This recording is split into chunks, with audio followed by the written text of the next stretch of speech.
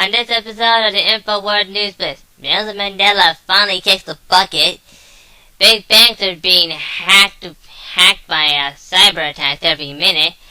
And Congress is worried about Obama suspending the elections. Then a lot more straight ahead, so stay tuned.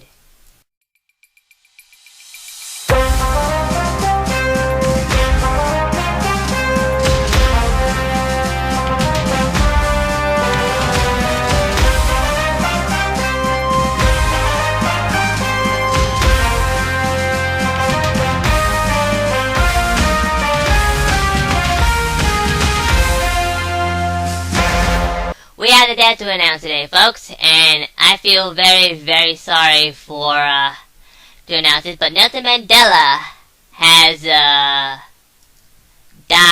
at the age of 95, which is terribly sad. But if you're an informed person and don't know who this man was, Nelson Mandela was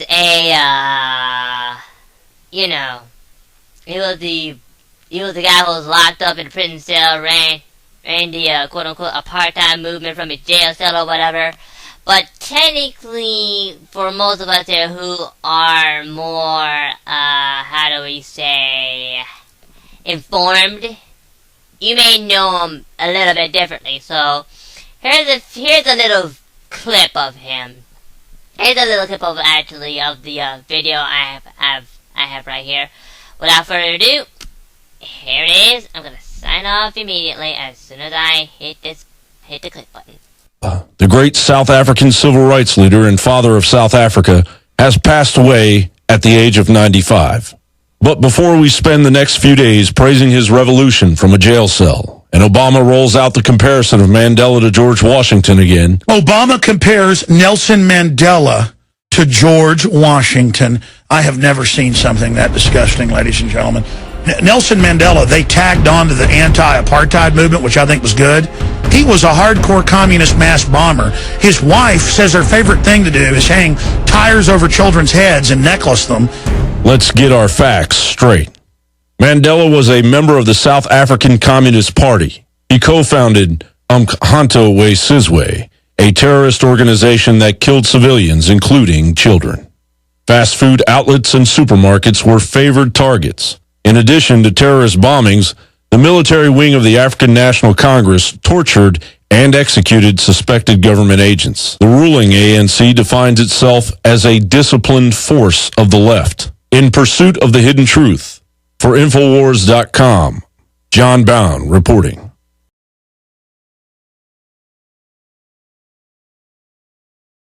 Oh, sorry about that, folks. We had a bit of a problem here. I forgot to turn my mic on. But anyway, you just heard it right there, folks. I don't need to say anything else. About the part about the necklacing small children, they cut the thing off right before he got to do what he was going to say next. What his wife, former wife did, was basically, if most of you who didn't understand what necklacing is, they put a tie around you, they suck it to gasoline, and then they set you on fire. Who was an actual literal demon. And like I said, there's a video I'm gonna put up here very soon about that too. An article written by Michael Snyder, Snyder, says that the banks have been hit with cyber attacks every day, every minute, every hour, every this and that. The article is saying big banks are being hit with cyber attacks every minute of every day. Maybe that's why. Never mind, I'll go back and do it when I'm done reading here. The article says that, what would you do if you requested a credit report and discovered that there were suddenly 50 different versions of you, all using the same social security number? Don't think that these things can't happen. According to Semantics, there was a 42% increase in cyber attacks against U.S. businesses last year. According to recent reports in the Telegram, the big banks are being hit with cyber attacks every minute of every day. These attacks are becoming more powerful and more sophisticated with the passing year. And the article goes on to say that basically there's a global Ponzi of cyber thieves armed with laptops in place of guns hacked into financial institutions and sold $45 million automatic teller machines from automatic teller machines in a first of its kind heist made for 20th century authorities in New York said Thursday, and all this other stuff. But to be honest with you, I actually came back from my bank today, and they said that basically their system was down. I mean, I wanted to deposit my money that I so happily saved up a little bit, but I won't say how I got it. And they said basically their system was down, they didn't know what it was, they're having problems with it. And I should have asked the teller straight up. I should have asked the teller, because I'm at an M&T bank. I should have asked the teller that, was there a cyber attack on your system? Because basically she said that the system was down, they didn't know what was going on or whatever. And basically I should have asked her that question, but didn't. But now I think I know what might have happened. There was probably some sort of attack and they crashed the system or whatever. The deposit will come through tomorrow morning, but technically I was still able to deposit my money there. So technically, yeah, we're in trouble. Okay folks, this is the last article of the day, and it's a video. Yes, another video. Unfortunately here, with Obama now using getting unprecedented new powers, which I think we all should be worried about.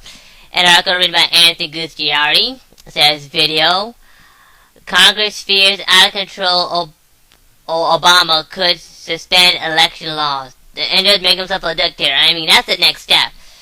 And Anthony Gucciardi is in this video here, as you can actually, well, I'm going to listen to the audio, but you get the idea. There's a video here, and basically at the bottom of it, it says, from DHS enchanting constitutional free zone to executive orders taking over all forms of communication authority within the United States, the Obama administration has already gone far beyond corruption and despotism and into a new level of dictatorial control, and now even leading congressional officials are openly questioning how truly tyrannical Obama's next move may be. Could be very tyrannical, could be turned into a dictator, could be saying basically they should kill all the terrorists that basically don't believe him. When I mean terrorists, he means the American people, folks. Senator Terry Gowdy from South Carolina has publicly raised fears that Obama could go ahead and suspend the election laws in order to maintain control of the presidency, meaning becoming a dictator. Eventually. Gowdy says that since Obama has already decided to overturn the standing law on illegal immigrants, effectively declaring that the law no longer applies to them without any congressional backing, then what is to stop him from failing to enforce the election laws? I mean, the guy is a complete dictator here, and I'm gonna play a little bit of the video here, probably like 10 seconds of it. I mean, maybe 20, probably more, but here you go. Yeah. And the key thing here is, some of the Congress people are saying he could become a dictator. He could choose to suspend election terms and everything like that. But the reality is he's already enforced dictatorial powers. Yes. We have proof of that. And right now we're going to go over it, specifically what he's done. So if someone ever comes up to you and you're in a debate or you need to show someone what's going on, this is the key. That's right. Obama has already said the Constitution doesn't matter.